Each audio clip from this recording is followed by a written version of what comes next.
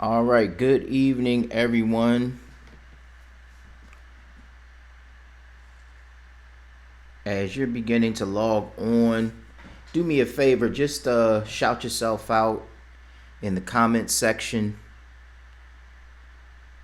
Let me know that you can hear, that you can see. I know it's just my voice for now. We're doing a little countdown. I have something very special for everybody this evening. At least I think it is. But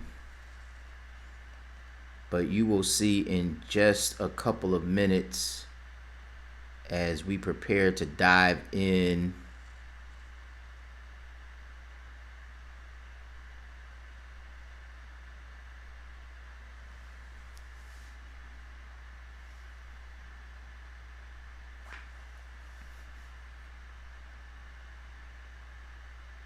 Yeah, once again, hopefully the my comments and reaction section will actually work this time.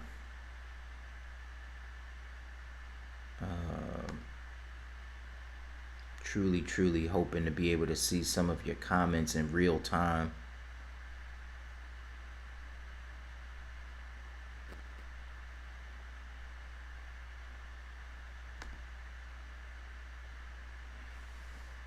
All right, a couple more minutes and then we're going to start.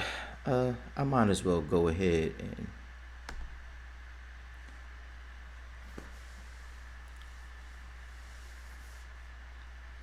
why don't you go ahead and share this, get this out. I promise you won't want to miss this discussion on this newest episode of Regal Moments. Going to be dropping some nuggets tonight. I have a special guest that's going to be with us this evening. I absolutely cannot wait for you all to get to see and hear from this gentleman.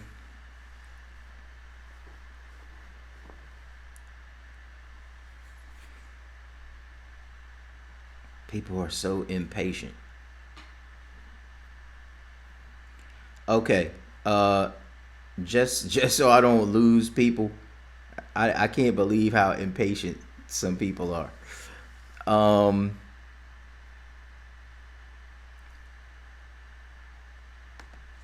right, so tonight we wanted to do something a little special for you all.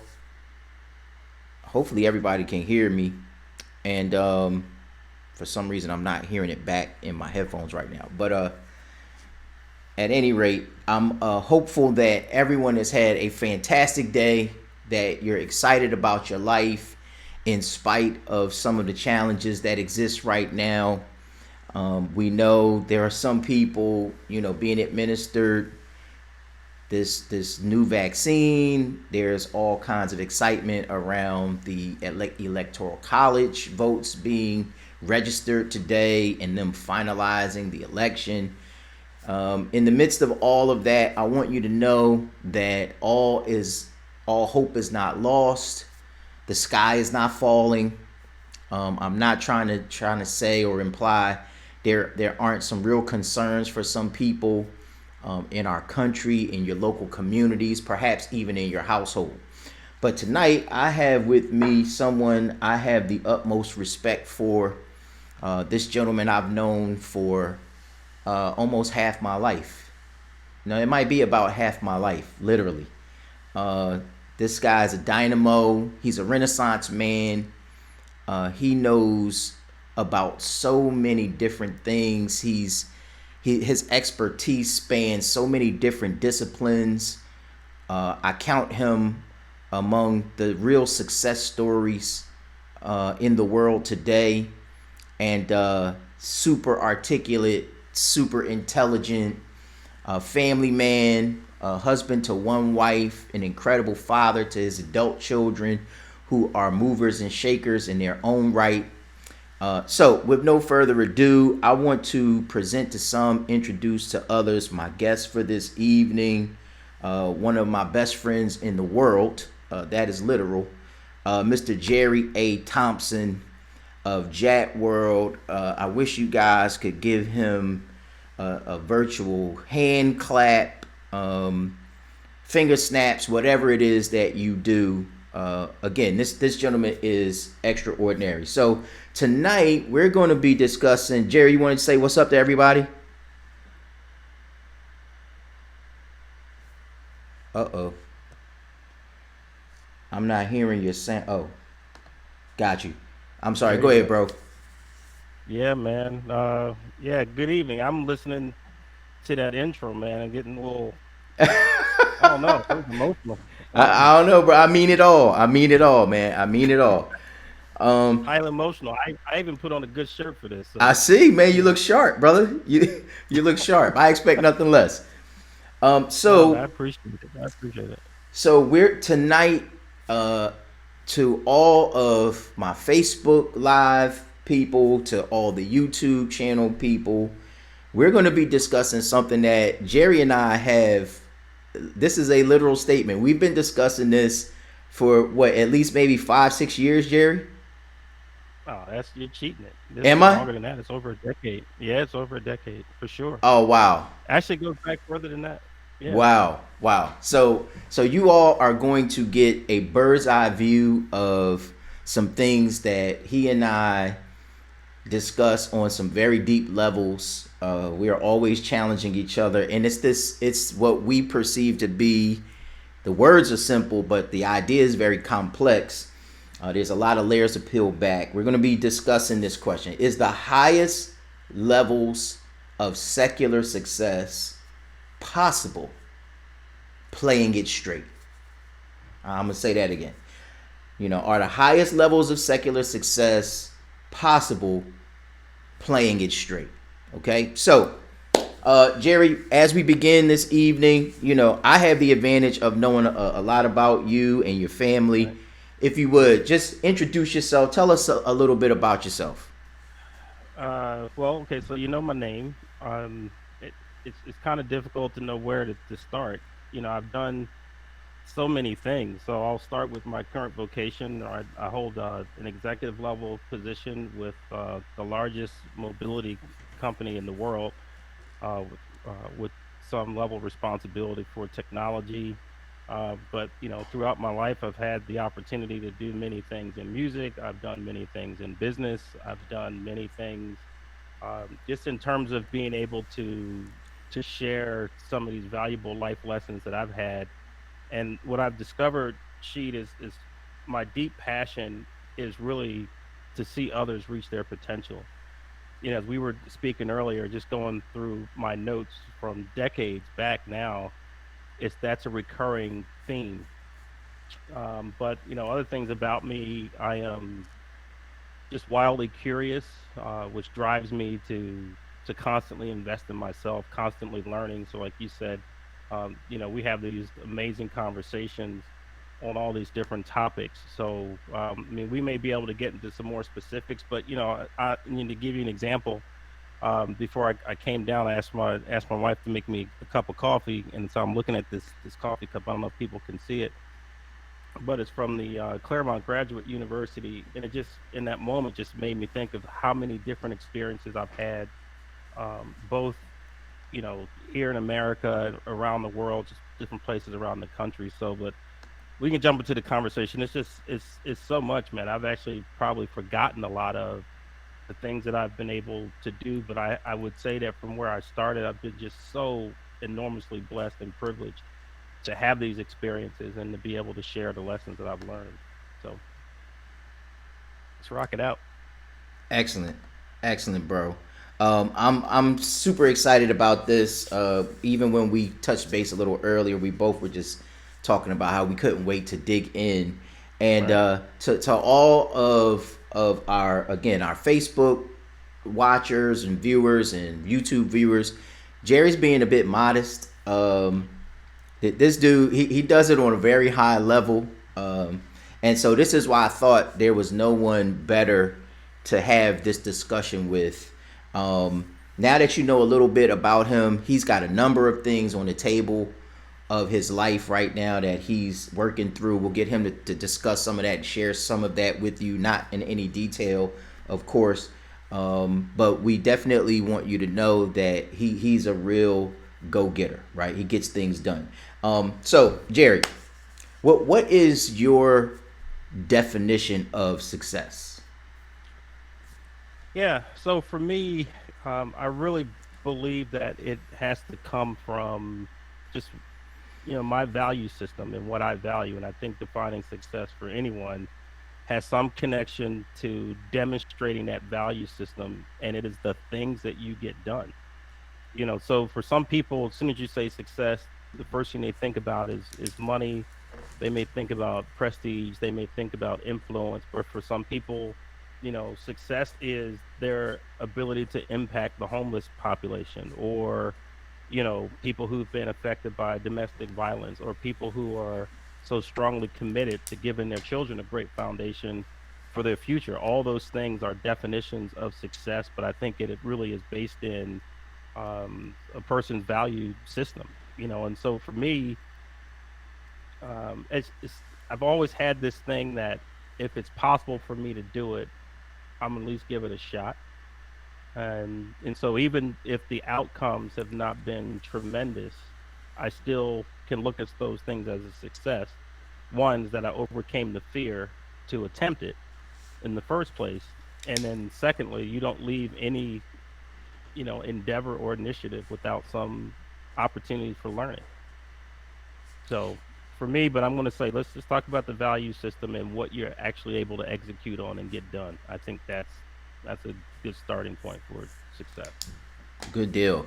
When you speak of value systems, of course, that's going to span a very wide range for so many different people from so many different walks of life. What do you believe are some of the foundational values in your own life that have propelled you to the kind of successes that you've experienced, accomplished, and you enjoy? Right. So I believe very much in the law of reciprocity. I believe that the universe has been pre-programmed to answer back to us what we put into it. So the way that you treat people, what you desire to give to others, I believe opens the floodgates for what happens and comes back to you. So, and it's funny, I can picture some of the conversations even with my own kids is, you have to treat people the way that you want to be treated. It's a boomerang universe, man. It's coming back. It starts there. Um, Beyond that is wanting to answer the question of how high is high, like how far can you go, and really enjoying the height of what that is. Um, Yeah, I swear it comes back to people, man. Every time for me, Wow. and it's weird because I don't know if a lot of people speak in this way, but unconditional love matters a great deal to me. Wow. And that's not to say that I'm a master of it. Right. I endeavor to be, but and sometimes I run into what I would call disconnects or short circuits, because my heart feels one way, but I may have been programmed to react to certain things in another way. You don't realize it until you've actually done it or you get away from that. But I don't know if I had to go much more deeply into it. Unconditional love, treating people the way you want to be treated, is very, very high on the list. Which, when we get to the central question for tonight, which is one of the reasons that we had to have such a deep conversation about it. For sure. So, Mhm. in the short of it, what is your answer to that question? Is it possible to achieve and realize the highest levels of secular success playing it straight? So, so I'm going to say no, Okay. right? But so you have to be fair though to your audience, I think, and because I brought this question to you, oh, eight, it's got to be 8 years ago at least. And personally, I was really struggling because I'm also uh, a believer in, introspection, self-inspection, and while there's a lot of accolades and that that people throw out, and certainly I've accomplished a lot, I'm looking in the mirror and saying I haven't accomplished nearly what I believe I'm capable of, and I wanted to really decouple that and figure out what was the thing that was keeping me from being as successful as I could. And that put me on a journey that took about 6 months. Some of it, the conversation with you, some through reading, some through watching, and to really come to the answer for me is no. And we can dig into why I say no, but I think part of it has to do with whose rule book are you reading, right? Yeah, well Like said. where do you get your interpretations of what's right and what's wrong, what's fair, what's equitable, which again starts to get back to a person's value system. And so the book that I was reading from did not have me poised to create the next wave of success. Got you. Yeah. That's gonna be harsh for some people. I don't know. I can't Nah. apologize for it, but it just is what it is. Yeah, I get that. Yeah, the one thing that a lot of people that follow my content, um, they all understand that word well. Violence. Things get pretty violent, but it's going to be true. It's always in love. It is. It's that kind of violence designed to help peel back some layers that are not serving us well, that are perhaps unnecessary at this point in our journey, or Hmm. things that are just outright holding us back, limiting us from who it is we're truly intended to be. You know what I mean? So, yeah, I appreciate that. When you speak of like the playbook, Hmm. that conditioning, if you will, what does some of that look like, sound like, and feel like for you personally? So I can say it simply in this way: is that some of the architects of our economic infrastructure today, through many means, right? Some honest, some dishonest, some sincere, some quite scrupulous. What they've done when they've created this infrastructure is they built walls behind it to make it more difficult for anybody else to get to it. And so, what some people have done is to stand in front of those walls and pray for a door to appear. And those doors are not going to appear, not magically anyway, not automatically, not like manna from heaven. It just doesn't happen that way. So you have a few choices. One is you can scale the wall, right? And that requires some effort. You can go around the wall. It also requires some effort. You can get you a sledgehammer and bust through the wall.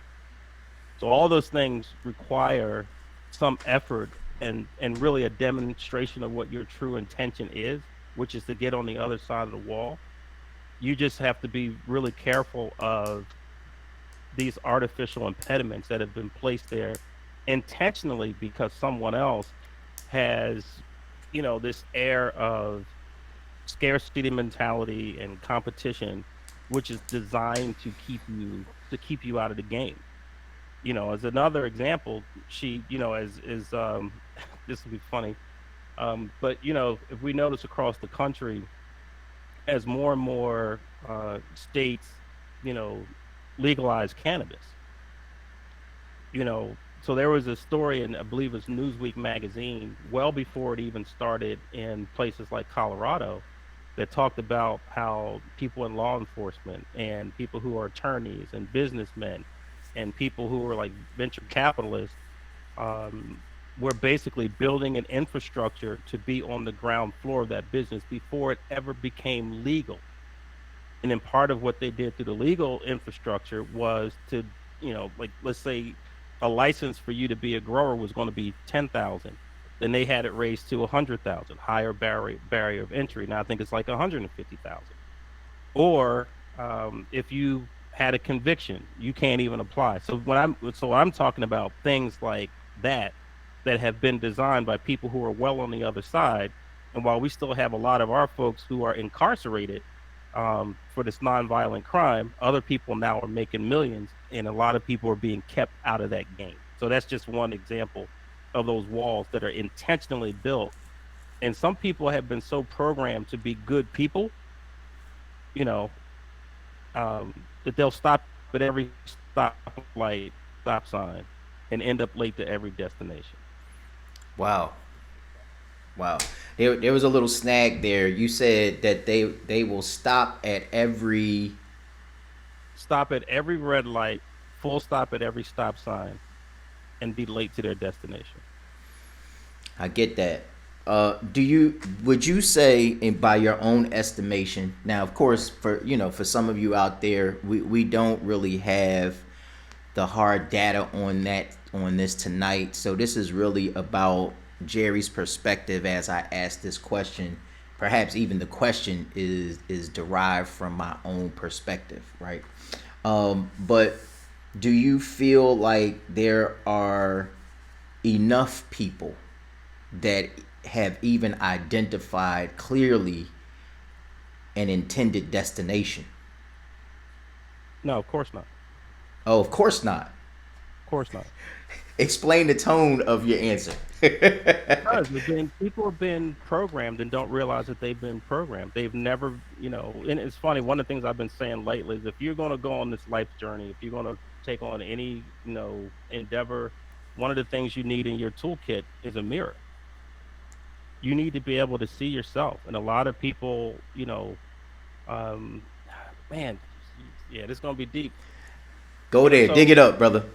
so, and a lot of people that come from where we come from have been programmed to believe that, purpose is delivered to you from God, and your desires become it's like, but some of that stuff is, like I'm wired to do a lot of what I do. I'm built for what I do. I love what I do. Just like when someone says, it ain't me, it's God. It ain't me. Like, yeah, it is you. And you need to own that, right? And so you rob yourself, and I think in the same way that the people have this sense of false humility, they think that they're honoring God. It's actually more disrespectful for you to have all the goodness of God, all these gifts and all these abilities that are intended to improve all of humanity, and you're waiting on these instructions. I mean, we know people our age, in the 30s or 40s or 50s or 60s, still trying to figure out their purpose. What's your passion, right? Don't even talk about purpose. What is your passion? And so people are railing against this programming that they've been given over their lifetimes, and they believe that it is a righteous position to take. But Jesus said, "Men will see your good works, then they will glorify God." So if you're saying that it ain't me, it ain't me, it ain't me, that's a slap in the face to God. Like, but so people don't own their lives, they don't own their identities, they don't own their passions, they don't own their desires. So that's why I say the answer is absolutely no. Got you. Yeah, I feel like so many people coming from religious backgrounds have been conditioned and hardwired to believe desire is evil. Exactly. Don't want anything. Don't want something you perceive is good for you. I think even to the extent, and this for some people who don't have this kind of background, you might think we're being, hyperbolic, that we're exaggerating.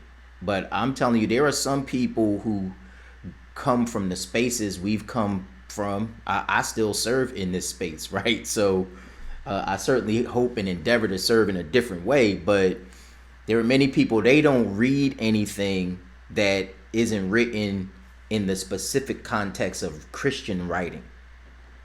They don't look at anything that they believe is outside of the construct of what people have said is right. Right. So that those are some huge barriers, and so I'm hopeful that some of you, maybe you can comment. And again, I hope everybody understands we're both men of faith. We certainly don't. Absolutely. We're not bashing religion. Well, well, maybe to Well, some degree, but we're so certainly not bashing but, church. but she, and even well, you're not. I am a little bit, Okay, right? all right, I'm bro. never going to bash, someone having a relationship with God. I do. have an issue with some of these structures that we've built, Sure. and the Bible says your traditions make the word of God of no effect. Right. So it's not that there's any issue with anything that God said. It's all the stuff we put on it, all Right. the stuff we put in it, the ways we had to change it, and then it's become more, these systems of control, you know, based on fear. The one of the things that I really, admire about the biblical account of how Jesus carried himself is he never attempted to control anyone. Right. Even people that he met during his ministry that he ministered to that wanted to follow him, he released them to their own recognizance. Right. Go and sin no more. They that are whole need not a physician. Like that sort of idea. And and so we can get back to the main subject. But I think that what's primarily, aside from unconditional love, missing in that equation is this concept of wholeness. We talk about holiness, but we don't talk about wholeness. Mm-hmm. Totally different thing altogether. Absolutely. Yeah, absolutely. Uh, all right, we'll drill down We more may not ever deeply. get back to that. Let's just move on with the No, no, next we topic. we might we might. I think it fits in contextually to some of what we need to discuss further. But now that we know what your definition of success is, what it includes, I think I should chime in. My perspective on Yep. this conversation that we've had, in that I do believe it's possible to attain the highest levels of secular success playing it straight. Here's the Mhm. caveat in that I believe it takes an extremely long time. I'm just going to tell you because and I think we need to make a distinction. Now that I've provided my perspective on that, here's a like an ancillary question, a spinoff, if you will, for you in Mhm. that regard. So Right. when we think of playing it straight, what Right. does that mean? And there you go, right? So it's about whose rule book are you reading, Got right? you. So let me give you a simple example sheet. There are a lot of organizations, corporations, or whatever that you cannot get into unless you have a 4-year degree. It's an artificial barrier. Mm-hmm. And so there are people who won't even apply for the job, who may have real world experience, expertise, and talent, who could even be self educated, who won't even apply. That's a simple example of what I'm talking about. Because of what you'll find is there are people on the inside of those organizations. I know high level executives today who don't have a 4-year degree, but they've been part of building a policy that says nobody else gets in without one. That's Right. the stuff I'm talking about. Right. Got And you. if you see those, and first of all, it says, when I've counseled people who are having challenges in their current employment, right? Right now we're all kind of stuck at home. But and they deal with this one job like it's the center of the universe. And I'm like, well, how far did you travel to get from your house to this job? Well, it took me 45 minutes. How many companies did you drive past on your way here? Other places that may be more open to your skill set, your disposition, and your experience. So that's another thing that's conditioned. Oh, you don't want a job hop. You don't. And so what I'm really talking about is that conditioning and these artificial things that have been put in our way. And some of them artificial, some are actually real, but it doesn't mean there's not a way around them. But then you have to get really in touch with what it is that you want, what you're willing to fight for, what you're willing to strategize to get in order to get in places that somebody said you don't belong. Let's You got to do another one. Sorry, she. Now, do you think There was a time when it was illegal for a person of color to read. we might need to let that marinate for a second? That that's a very ridiculous idea, right? It But was but it was illegal right. for us to read. Somebody broke that rule. And what did it do? It opened the floodgates because that's what knowledge does. That's an example of what I'm talking about. If people still like, oh, muscles, so we can't read. No, no, no, no, no, no, no. This is an example of what I'm talking about. Now people look at it and maybe they haven't considered that, but that was a real thing. Right. It was against the law for you to read. Right. Somebody said, bunk that. And not only did they learn how to read, they found a way to teach other people how to read. Even if they had to do it under cover of darkness, they did it in secret. They were still giving people access to knowledge, which was helping to set people free. Absolutely. I don't know if I can come up with a better example than that. No, I think you hit the nail on the head. For all of you that are tuned in, why don't you just share in the comments, what your perspective is? Do you believe it's possible for people to attain the highest levels of secular success playing it straight? And then what rule book are you playing by? Right? There you go. Because I think it's interesting. It's important for us to point out also that we blur these lines as it pertains to the rules. I think we bring into this game of life and the pursuit of success through, we have like a moral spectrum, and then sometimes we confuse that with the ethical spectrum. And some things that are unethical are not altogether immoral. What do you say about that, the ethical fine line?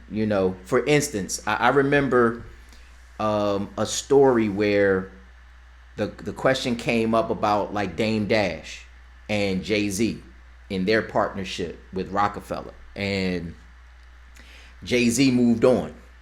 You know, Dame Dash perspective was, we're from the curb, on the streets. That just mean we crew is crew always. Like nothing disrupts this relationship.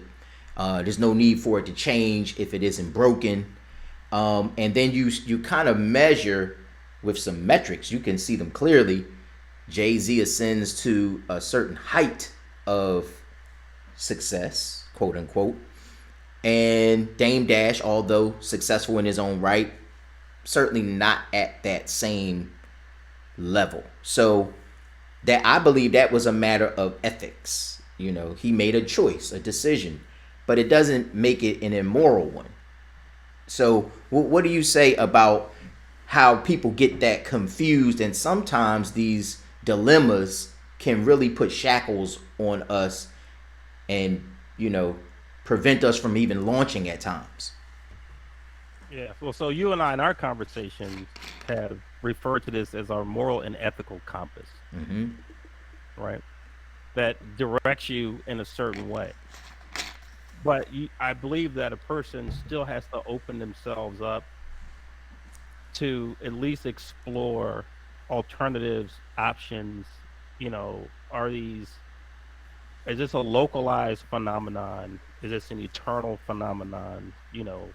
So for instance, people still in America who believe it's sacrilege, if not a sin, if someone had a glass of wine at dinner, Mm-hmm. right? And then you go over to Europe to people who, you know, love the Lord, believe in God, and they have it with they can have it with every meal. There's no condemnation to them. Mm-hmm. So it doesn't even show up on their moral or ethical radar because they're like, what are you talking about? For us, it's like so, but and again, I'm trying to use simple examples, right? So some of these things are shaped culturally. Mm-hmm. So if you have a person who comes from, let's say somebody who comes from the hood, the idea of, you know, um, robbing someone so they can feed their family, you got to do what you got to do. And there are a lot of people who've been in, you got to do what you got to do situations that feel zero condemnation. There's other people who even the thought of crossing that line brings them great remorse and guilt, and they haven't even done anything. So all these things about how you're programmed, right? And for me, Sheed, I think that's really what it comes down to. As I go back and we were talking about this notebook that I found, all this is around reshaping how you think. And for me, I would be exactly where I was probably when I was 16, 17, 18, if something had not happened to shift my thinking, which changed my emotions, which changed my behaviors, which changed my results. Something had to break that cycle, or I just would be older doing the same things that I was doing then. So big. But people are afraid. When I hear people, you and I are both musicians and producers. And so I think that we appreciate a wide range of music, but there are some people, and man, we know this. We know that there are some people like, I only listen to gospel music. Well, that's not true. Because if you've ever watched the movie, you've ever been to the mall, you've ever been in an elevator, you're hearing music and reacting to music that's not quote unquote Christian music. But people believe that that is putting some stamp of righteousness on them, and it's not. And so until we have the uh, here's what I'm saying. I was going to say until we have the integrity, but I don't mean that. What I mean is, I think that the next opportunity to learn, explore, and grow is always knocking at the door in some way, and it's just whether or not we're going to open it up to at least consider another perspective. At least consider it.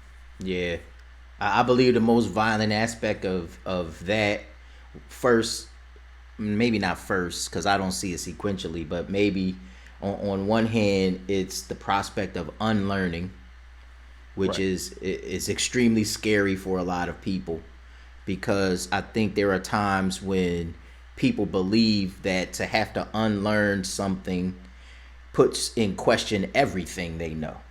You know what I mean? And maybe in some ways it might, but and then the second part of that though is I always uphold this constant awareness that it's possible I've been wrong. Certainly Always. possible. Yeah. But I mean, but aside from the effect that it has on you as an individual, I think what other people grapple with, like when we went through this whole, and continue to go through this whole, situation with social unrest, and I've had people reach out to me, white friends of mine, people that I respect and love dearly, to talk about it and that sort of thing. And while they're open to the conversation with me one on one, what they're having to grapple with is a true change of heart, a change in their behaviors, a change in their expressions about these things now puts them at odds with their entire community, their whole network, the people in their household, the people in their families, the people in their neighborhoods. And what humans do not want to do, healthy ones, is to be isolated. We all have a need for connection. And that need for connection is buying a lot of people's silence. And so when people come to grapple with a new way of seeing something or a new truth, one of the things I believe that they're also considering is, what am I going to lose? What am I putting in the balance here? And for a lot of these people, it is simply the folks who are around them, and they're not willing to pay that cost. Absolutely. Right? To not be invited to Thanksgiving and Christmas and not come to the family reunion and not be invited out for dinners and stuff. That's like a fate worse than death for some people. And they will live in violation of their own heart to stay in relationship with people who would refuse them the opportunity to grow. Yeah, very deep. That's a very deep Mhm. issue, man. Um so with that in mind, let's kind of push forward a little bit. Okay. Do you feel your perspective on success or your definitions for success or any of ours for that matter are our interpretations or definitions of success dispensational? So, so when you say dispensational, I'm thinking about, um, concepts that are consistent through different periods of time. I certainly think that some are geographic, right? But I mean, at its core, you know, the idea of considering someone along with yourself, treating people the way you want to be treated. The idea of my gifts, talents, abilities, are a benefit to all of humanity. I think that those are not dispensational. I think that those hold up across all time. Um, but I believe that the way that they are expressed in different cultures could be very different. So Definitely. for instance, we live in a capitalist society as opposed to a socialist society. So I mean, there's a lot of differences just in that alone. Definitely. I feel you on that. Hmm. Do you feel like in your own life that there's been some alteration to your understanding of and perspective of success? Oh yeah, for sure. I mean, So, so this is what people have to understand. I didn't have a concept of success early on. I just had the realization of survival. And a lot of my drive, that's what people say. He has all this drive, all this drive. It's like, yeah, well, my drive was to outrun failure. It just happened to run me into success, right? And I didn't even have to land there. I could have landed up in despair or in depression and suicide and drug. There's a lot of places, but I just happened to run in such a direction. But it was really never that even understood what success could be for me. It was that I had this heavy burden of survival on me that I didn't want to be a failure. So I ended up at success. Now there's good and bad to that. I'll only speak to one of the bad things that comes from it is that when you arrive at these different milestones and destinations, you won't know how to celebrate them properly. You won't know how to recalibrate properly. So it robs you of the joy of accomplishment, right?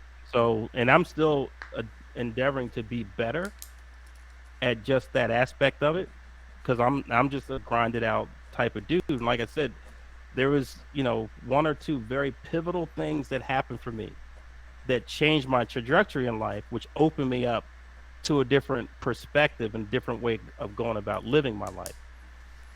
You know, just and I'm grateful for those events, which then opened me up to a world of possibility.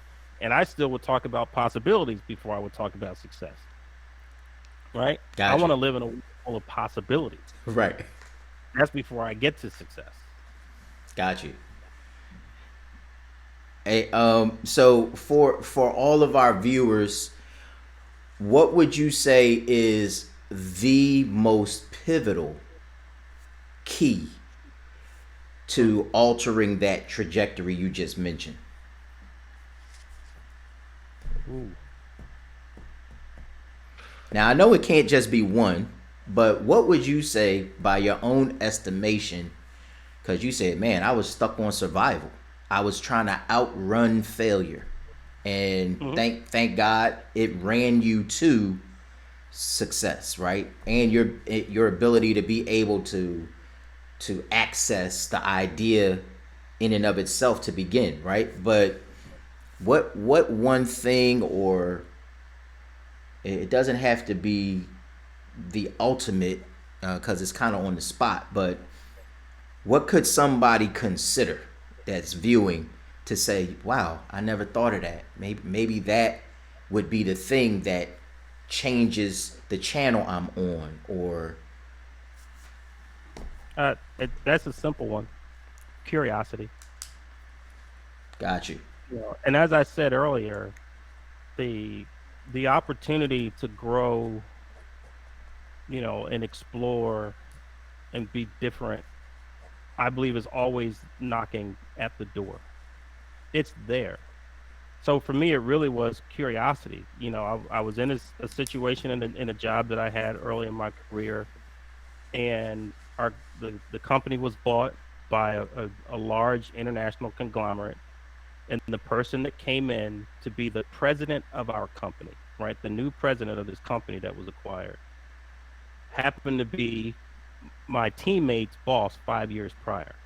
And 5 years prior, to that, this guy was basically what we just call like a branch manager. Like he was running, considered like a small payroll or tax office, small number of employees. He went around and collected, uh, time slips. Back in the day, all this stuff wasn't, online. It made sure these checks got back, and he had a small territory. 5 years later, this guy is president of our company and vice president of this international conglomerate. And so the curiosity came from one question: she, how did he do that?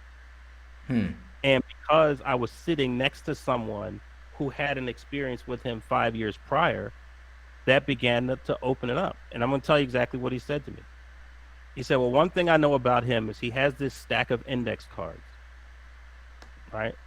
And each one of these cards is written something that he believes about himself, about his future, about who he is. And he does not leave the house in the morning until he goes through that stack of cards. Now I understand that way better now than I did then, because then I understand what this guy was doing was reprogramming his mind. He was building himself to become something different. And then that same person, right? Because now he's instantly credible with me. The same person sent out a memo and simply said, I'm going to leave this set of cassettes at my secretary's desk. If you're interested, you can check one out. And the first one I picked up was Earl Nightingale's Lead the Field. Changed my life. And not just because of some of the concepts in there, but I grew up in church. I grew up carrying a Bible around. But that was the first time that I saw a path to make it truly doable. Wow. You can recite it. You can throw it in songs if you want, but to make it doable in a way that helps you truly live a life, that was for him. But again, it starts with curiosity. How did he do that?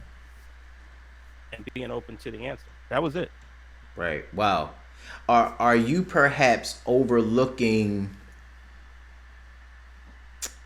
a presumption that preceded your curiosity? The presumption that you could learn in some way how this person did what they did.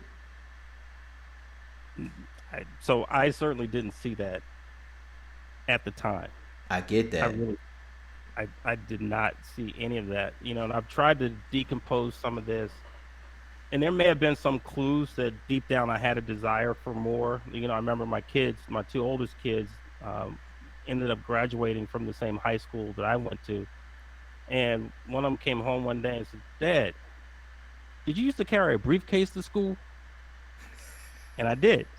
Right? There were times where I would put on a shirt and a tie, and I carried a briefcase to school. So maybe even back then I was impersonating, a businessman. And I've asked my mother about it, trying to like how did things turn out so differently? And she didn't have an exact answer. Only she said, "You seem to have this thing about you where you were just determined that you were not going to live the way that you did growing up."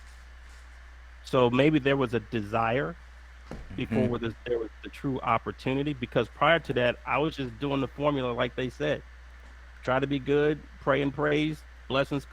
I'm in that welfare line, Right. right? But this was a quantum shift. Having that experience and picking up that first, you know, set of cassettes, and I listened to those things. She over and over. I had at least a 45-minute commute to work. I listened to that thing till I almost had it memorized. And then Wow. I went on and got my own account and started ordering cassettes. And I'm gonna tell you how I was not there yet, though. This is important for people to know. I was not there yet. This was the very beginning, because one of the quintessential must-read books for almost anyone who wants to explore success is Think and Grow Rich by Napoleon Hill. Well, that book was on audio tape all those years ago, and it was the only, hear this was the only series that I ever ordered and sent back. Wow. So when you say violent, I was like, this is too much. This is this man crazy. This is demonic. I'm like, dude, that thing upset me. And listen, I could buy something here now and not use it and might not ever take it back to the store. Right. That was the only one. Like, I got to get this out of my house. Like this. Thing had the That thing devil in affected it. me, man.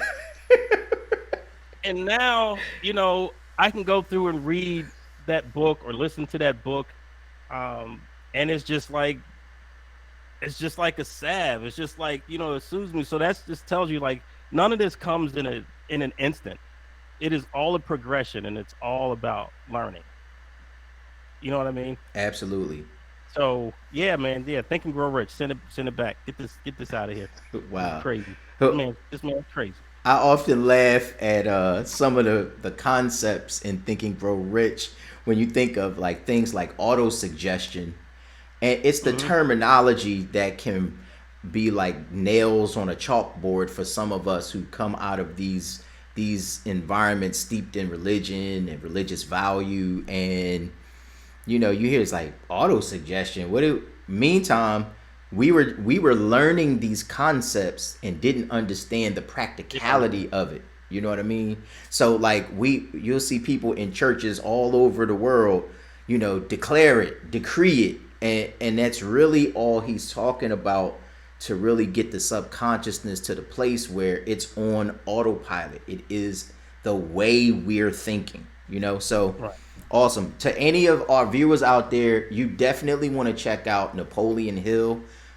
That book, Think and Grow Rich, it is quintessentially the leading uh, master key to success.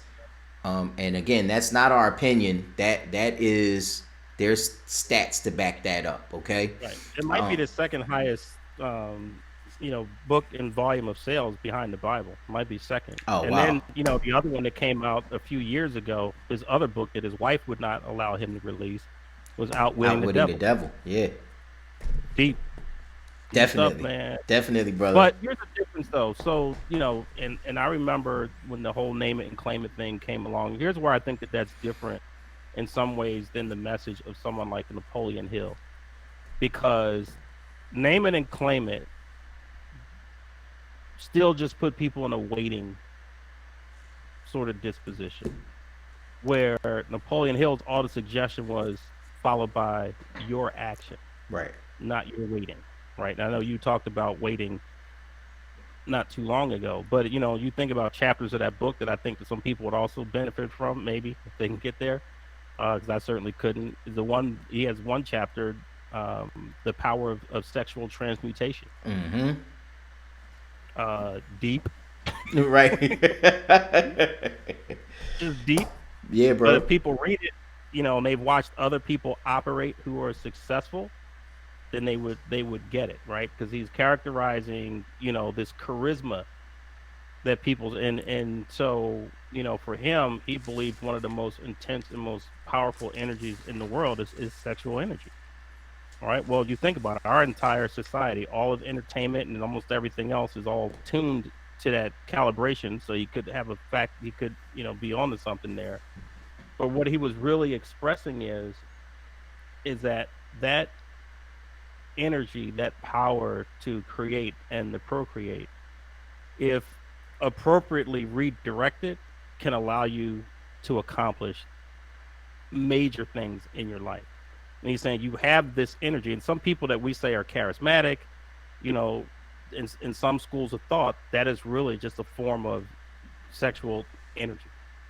And again, that might be too much for some people. You have to read the book, but the idea of taking that energy, well, it's natural, and you trying to humble on everything you can humble on. No, what he's saying is, yeah, you have that energy. Learn how to the discipline to take that energy and funnel it into something else, and then watch how your results change. That's really what he was. That's really what he was getting to. Because there Yeah. are people who are stuck on the thing. Well, God wouldn't have given me these urges if He didn't want me to do nothing with it. Yeah, I want you to learn how to control it, Right. right? That's right. How to rechannel it, and that's a whole different thing altogether. So anyway, I'll leave that alone. People, if they haven't read it, they can go back and read that. But don't start with that chapter. Do yourself a favor. Oh yeah, Read the yeah, whole book. I think yeah, like chapter 11. You got to read a little bit to get to it. yeah. Read that whole book. And as Jerry mentioned, the first audio cassette series he listened to is Earl Nightingale's "Lead the Field."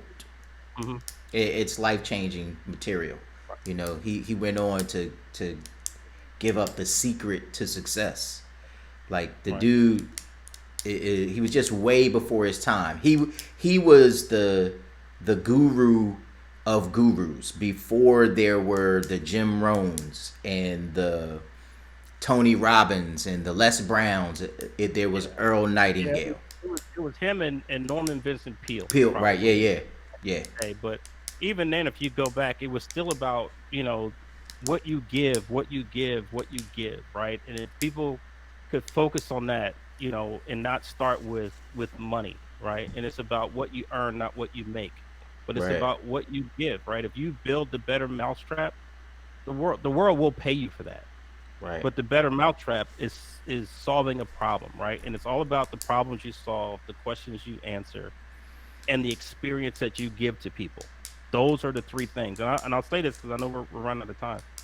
In terms of what's coming next, there's a lot of ways for people to go into enterprise.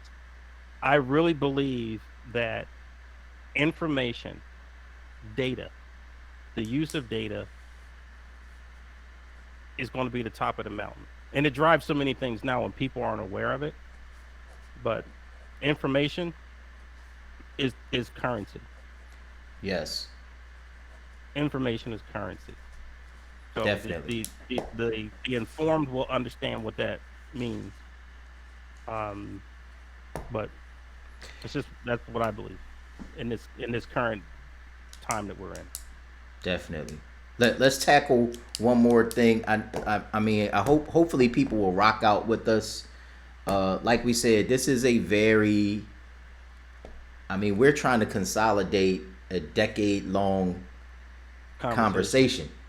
Hmm. In an hour or so. So, hang in there with us for those. And if you watch it, I'm going to follow Jerry's advice and another conversation we had. I'm going to break it down in snippets to make it more digestible and put that up, for people to access. But so, Jerry, why do you believe what you believe about success? Because it's been most of my adult life. It's I can demonstrate. I won't say prove, but I can demonstrate everything that I'm saying to you. Do you remember uh, October the 20th, 2006? I can remember it happened. Okay, so all right, I'm gonna give you another clue. I'm gonna say one word: opulence. Oh, yeah, yeah, yeah. Was that really in 2006, bro? That was in 2006. So So in the 2000, dinner, the limo, the. so we had determined, and dude, I'm telling you, this book that I'm looking at right now is worth its weight in gold because I actually journaled about that after we did it. And so, for folks who don't know what we're talking about, is that we were understanding and really exploring at that time expressions of opulence, right? And it really was about putting yourself in the place that you want to become, right? Not the place you want to, but the place you want to become. So we rented a limo, got our wives, we dressed up. Remember, we took a buddy of mine and his girlfriend at the time, and a limo came and picked us up, and just outside of Philadelphia, took us all the way down to DC. We went to one of the finest steak houses in the city. Followed that up with going to my buddy's little jazz club situation in DC. Came back home, and the whole thing was about just being able to experience and breathe in this opulence, right? Breathing in an experience of something that we had not had. And I think what I took away from that night was it fit pretty well for me, right? I never felt I was in violation of anything. But yeah, so when we talk about this, and again, I told you earlier, I called you so excited because I tripped over this notebook earlier. And in this notebook is written all these different things that I wanted to see happen in my life back in 2006. Right. And the batting average is crazy on how many of these things have actually occurred or come about in my life. but not because I attacked them at goals. I simply stated and resonated, right? My emotions stated and resonated what I wanted to see happen. I didn't build a timeline. I didn't write down any tasks, but I internalized it. And I couldn't tell you the last time I went to look back at it. And then I'm going through this thing about what I want to see about business, where I wanted to live, how I wanted to impact people. A lot of these are about how I wanted to impact people. And Sheed, I got to say this. One of the things I wrote here says, how a thing will occur is not your work. That is the work of the universe. Your work is to see the end at all times, no matter what may actually be in your face. Once a step is revealed to you, you must act with certainty and joy, but you have to focus on the end. I'm never as concerned about the steps in between. I only think about what happens at the end. I'm owning the end, and people are so emotionally entrapped in every little step, the good steps, especially the bad ones, right? Can take them. I move on from those as quickly as I can. I am so focused on the end, and that's why I believe so many of these things have had. I have a desire to have a platform that will enable me to share and teach others life principles needed to prosper and live in abundance. I wrote that in 2006. Wow. And there's other writings to go back earlier. Me wanting, a Hammond organ. I do. I mean, but the other thing I wrote is faith is certainty and joy with complete detachment. Right. So many of these keys, but when I look at what things have occurred in my life, this is why I say what I this is why I say what I say. People may have another path, but again, we have spent more time dissecting this and talking about this and exploring this and testing this and challenging this, that this is just what I know. But it's not a single answer sheet. It is simply steps of evolution. Because there are things that I thought back in 2000. I don't think those things today, but it was simply a step along the evolution. And you got to don't get off the ride till it comes to a full and complete stop. Stay Right. inside the ride. Keep your hands, your feet inside the ride until it comes to a complete stop. And people jump off. Gets a little scary, gets a little bumpy, might get a little too slow for them. Stay on the ride till it comes to a full and complete stop. Man, we're going to talk about waves of success, but you go ahead. Do Yeah, your thing. bro. That's for so many. I hope all of our viewers that you don't miss that nugget that Jerry just shared with all of us. Because I think one of the challenges we often run into is we've been conditioned through a schooling system in our country to avoid mistakes at all costs. You Wow. you see what I'm saying? And I think we have learned or even been taught at times that bad steps, missteps, failures are unrecoverable. And that is hindering and often derailing a lot of us. And we fear so dreadfully that if I mess this up, this is going to be the end of me. It's going to be the end of my dream. It's going to be the end of my window of opportunity. And I'm here to tell you, those are often the catapults, the rocket fuel, if you will, that just pushes us forward in dramatic fashion. So Gee, can I say one thing here? yeah, Again, absolutely. maybe I just need to just market this book. Yeah. One of the other things that I ran across in this book today was a question that was probably to myself. It says, "When did you start playing the game to not lose?" Right? Which is when did you start playing it safe? Right? When did you start playing the game to not lose, to not trip, to not fail, to not, you know? And a lot of people are going through life saying that they want to be this dynamo and they want to succeed, but you're wrapped in bubble wrap. Right. right? Right. Like, no, you got to be willing to take some of these bruises because those lessons are so valuable to your future, right? So afraid of running out of money, so afraid that you can't build an audience, so afraid that it won't sell, so afraid that no one's going to, support you again. And so you play it safe. You're trying to weave through just enough to get everybody's approval and everybody to shake their head. Man, I can tell you things that people in my own family, and they weren't. I don't think they were ill intentioned, but simply did not support the direction that I was taking my life. Mm-hmm. I had people who were beside me that were supposed to be my brothers and sisters, that didn't support the direction that I was going, or people who didn't agree with the way that I was raising my kids. And now I'll Mm-hmm. look at them, okay, so now compare my kids to where your kids are. And not that my Right. kids are perfect, but they ain't in my pocket either. You know what I mean? Right. So sometimes you have to just be willing, based on your own convictions, to walk out a path. And it doesn't mean you're going to do everything correctly, but you also don't have to judge yourself based on those things. Like I said, life lessons always come with tuition. You're going to pay anyway. Now, does that mean don't receive wise counsel, don't build great partnerships, don't be part of a mastermind? I would never tell you those things. But if you're going to, wrap yourself in bubble wrap, it's like, all right, let's get it. Let's rumble. You ain't rumbling nothing. Right. You're trying to insulate yourself from the realities of going out there, feeling that the rawness of it, sometimes feeling the fear of it, right? Right. But when do we start playing to not lose instead of playing to win? There's such a big difference. Absolutely. Anyway, go ahead. No, absolutely.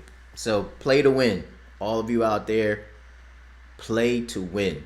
I forget what book it was I read, but the author, he said champions hate losing more than they love winning.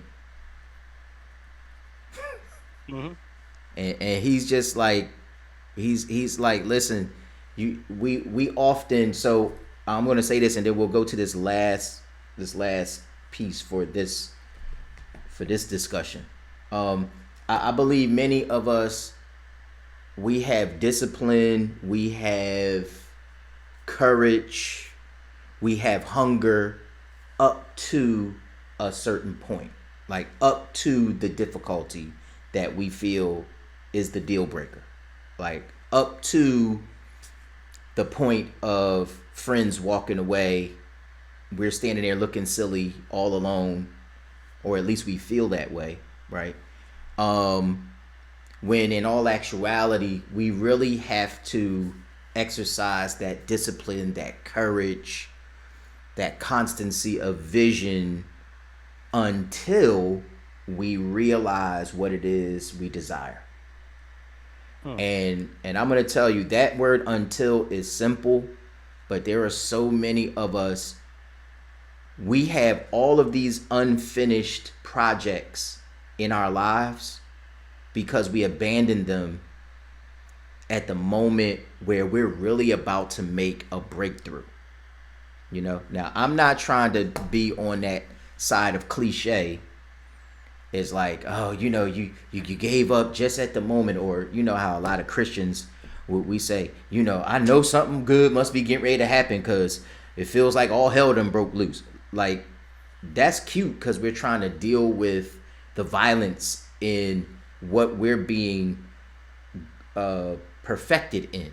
You know what I mean? And so I hope to encourage everybody out there, and I heard Jerry say this now, and I'm going to ask you about some of the things you have going on. You got to check out Jerry's podcast called The Pivot Play.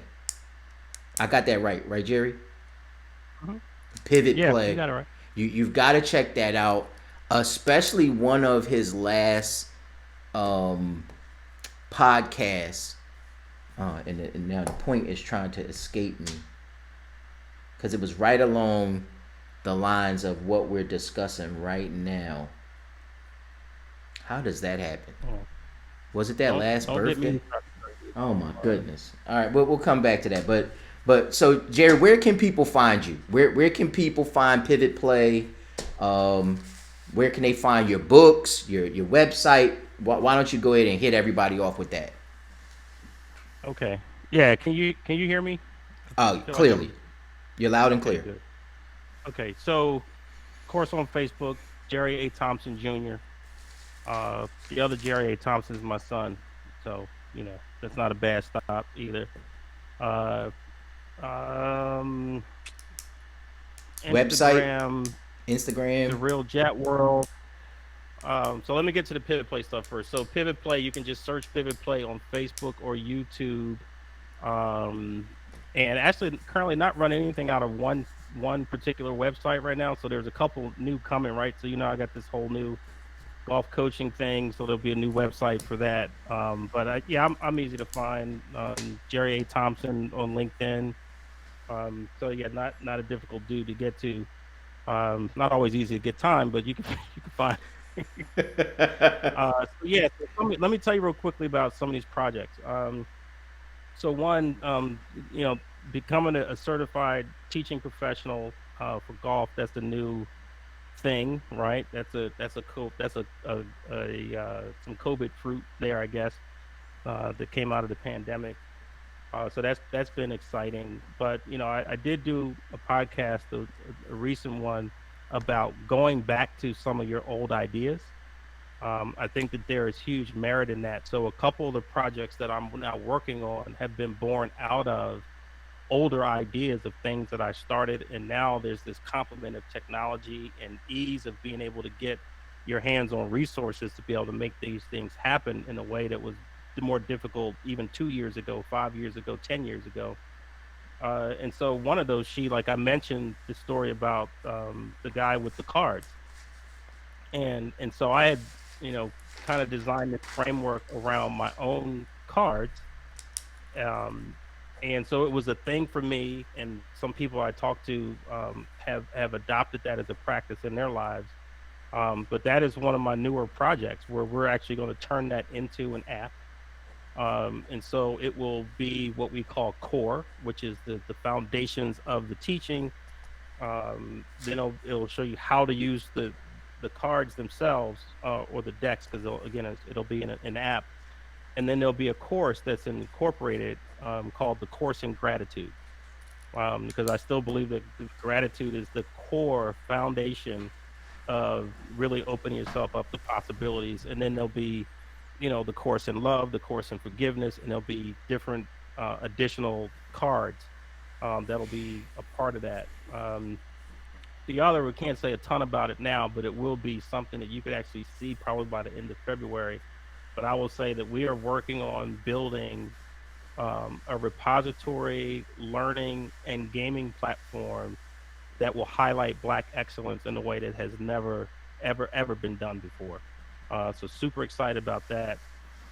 Working through curating my hashtag live free. I have posts that go back to before 2009 with that. So working with someone to curate those posts so we can get working on the book, which will be, live free. I think it might be called uh, life lessons or Facebook wisdom or something. I don't know what marketing people will handle that.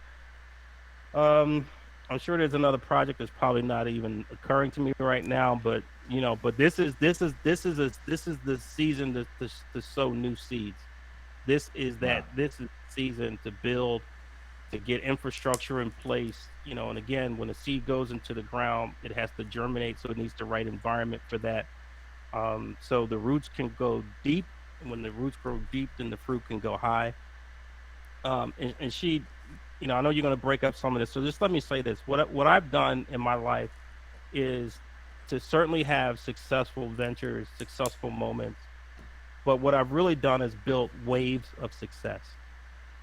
And so that means there's these investments of time, study, intensity, determination, discipline that might require a week, 6 weeks, 6 months. Like, when I went back to school finally, I accomplished 2 degrees in 2 years. Well, that has blossomed into things. But what I mean is, if you do that, then it's not about the next event, it's about a wave.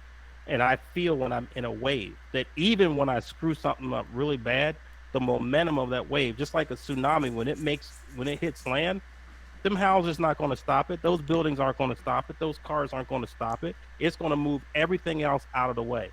So when I say build a wave of success, that I'm saying a wave of success that is so powerful that in spite of your own failings, it won't stop it. That's what I've seen in my life. But I've also had the sensitivity to know when a wave is dying out and when it's time to build a new one.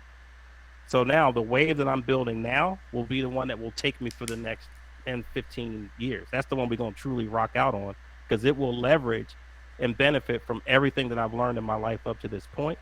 So it's about building that momentum. We could do a whole course on that, really how to build and sustain and how that wave is sustained. But it's just energy and momentum.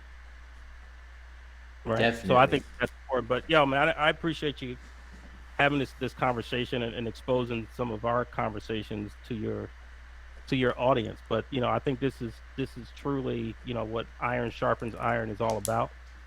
I knew coming on here that your position, even on the central question, was a bit different from mine.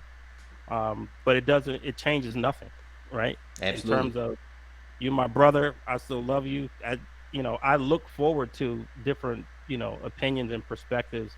And it's things I go back and think about, and if I have to recalibrate and correct it, and then no shame in my game, brother. I can do that. If I have Definitely. to apologize, whatever it is, I'm not going to let that nonsense, stop me. We're way too grown for that. It's way too grown, brother. Way too grown. Way too Yeah, grown. I think this is interesting too, especially to that point you just made. Um, in the midst of, in my lifetime, the most polarized state of affairs in our country, that the key is being able to disagree in love. Right. You see what I'm saying? And I don't think we disagree. We see it differently. You know what I'm saying? Yeah. So there's no conflict there. Like Right. I'm hopeful that people will learn that you don't have to discard the baby with the bathwater as it pertains to important and enriching and meaningful relationships just because you don't see eye to eye or you don't see it exactly the same way. So, as you've seen with Jerry and I tonight, we both knew, because again, we've had this discussion for a very long time. And we're not trying to change each other's minds. Like, it's okay that we see it the way we see it, that Right. our sets of experiences provide us the vantage point that we have. And you need to know we're both committed to still working through that so that Oh yeah. we're always ensuring that we're evolving in the ways that are necessary for us to continue to have impact with all the people that we hope to serve. And I'm as committed to your success as I am mine. Right. I care about what happens to you. I care Absolutely. that you accomplish, the things that you set out to do. And I think that that's important too. We can go different paths, and I mean, you know, um, so yeah, I don't, yeah, and it's like, yeah, I guess a lot of people aren't like that. If you're not agreeing with them 100% on every single thing, like you're their enemy. Like, no, Right. it's just contract. You know what Yep. I mean? But the beauty of walking into, like, you go into Best Buy, right? And you go back to the television section, and you can actually now see, like, man, that picture's so much different, so much brighter, so much more vivid than these others. But guess what? You can pick out the dimmest television and take it home. It's still going to be the best one in your living room, That's right. right? So it's all about contrast and perspective. You Definitely. know, yeah, but it's been, oh, gee, when you go back and edit this, if you cut this if you want, but I think it's important that, because I didn't talk about the situation that got me to the essential question, and I think some people might benefit from. Just give me a minute to share that with Please, you. by all means. So early on, when I left, when I guess I officially became a college dropout, right? It was because I had a desire to start a software company, right? It was going to be called Rational Software, and the initial product was going to be based on a project that I worked on while I was in college, which was all designed around helping placement that got college students, interns, and co-ops, a way for them to be able to bring all this information together so they could very neatly present it to these companies. I went to Lincoln University, and we were in competition with the Drexels, with the Villanovas, with the St. Joe's, with the University of Penns down in the city, and even being people of color, so it was a challenge. So that's what that system was designed. And when I left uh, Lincoln, that's what I worked on, and I sat in a room, whether it was hot, whether it was cold, for 12, 14, 16 hours a day, and all I did was program, program, program, program. So somebody got wind of what I was doing and said that they wanted to invest. I I knew nothing at that time. So someone put an agreement together. But now again, with my experience now in contracts and stuff, I would just laugh at that agreement, but I didn't know any better then. But and it was we talking small fries money. It was 5 grand, not a lot of money. Which I did exactly what I was supposed to do. I put it into the Endeavor, which at that point I was actually renting a PC, if you could believe such a thing, renting a PC and trying to get things off the ground. And the person I was involved in this agreement with came on sort of hard times and approached me saying, when can I basically get my loan back?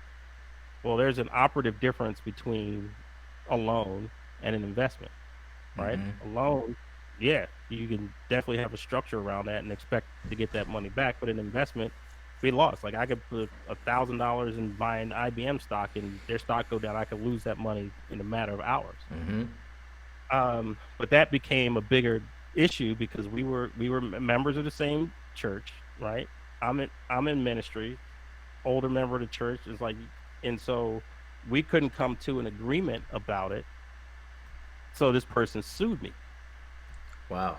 And if you've never been sued, you ain't been in business long enough. First of all, you in business long enough, somebody's gonna try to sue you. And so it really freaked me out, right? I mean, I never had more than a speeding ticket before, and you get these official papers and summons and all this sort of stuff. So, and I got an attorney, and he looked at the agreement and he was ready to laugh it off. Like, man, you ain't gotta do nothing with this. But it was that other side, and that's what we talked about, Sheet. It was that other side of it. It was that public perception of it.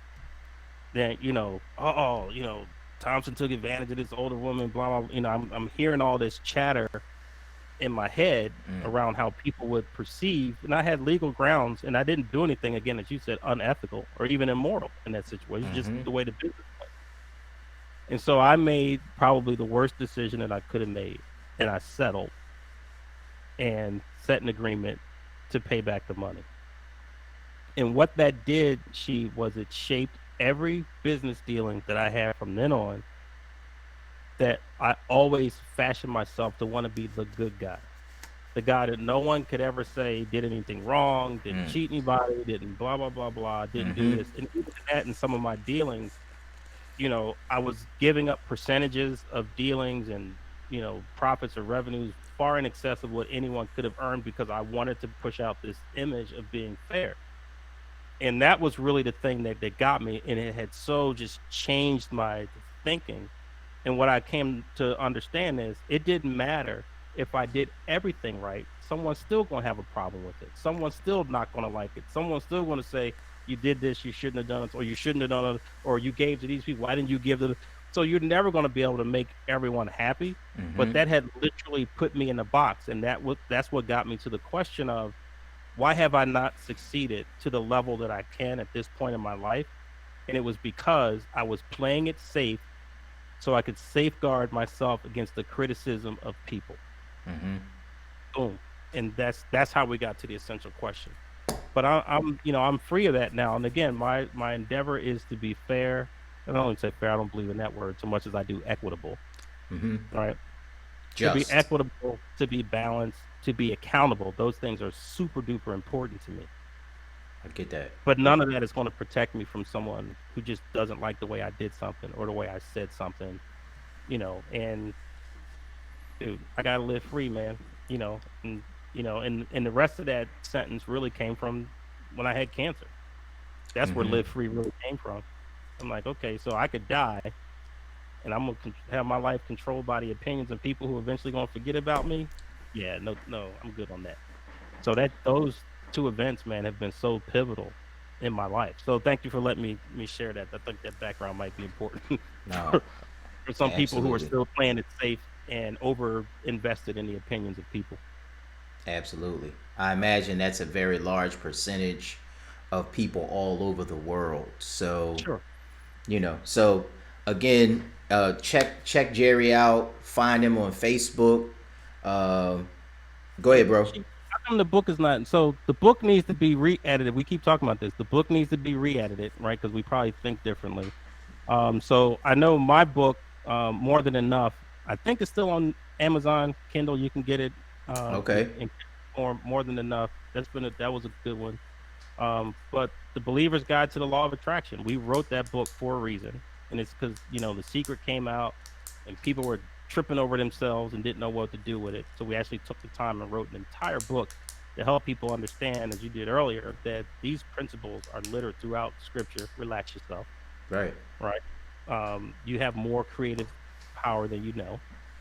Um, but the thing is just sitting. We keep talking about it. We got other projects, but you need to Hey, just pony up, I'm man. wide Just put it open. I'm wide and open, sit. brother. Because it's like when we discussed that initially, I told you I believe it still is relevant. I think it's a work that people still need. So I'm wide open, brother. Let's talk about that, and just get it done like we do so Okay. many other All right, man. things. Yep. So, all right. So, family, thanks again for tuning in. If you're on YouTube, make sure you like the post if this has been valuable and helpful to you. We're all about impact. We're not trying to impress anybody. And subscribe if you've seen this on YouTube so that you can be notified. Make sure you hit that bell. And then if you're watching it on Facebook, host like a watch party.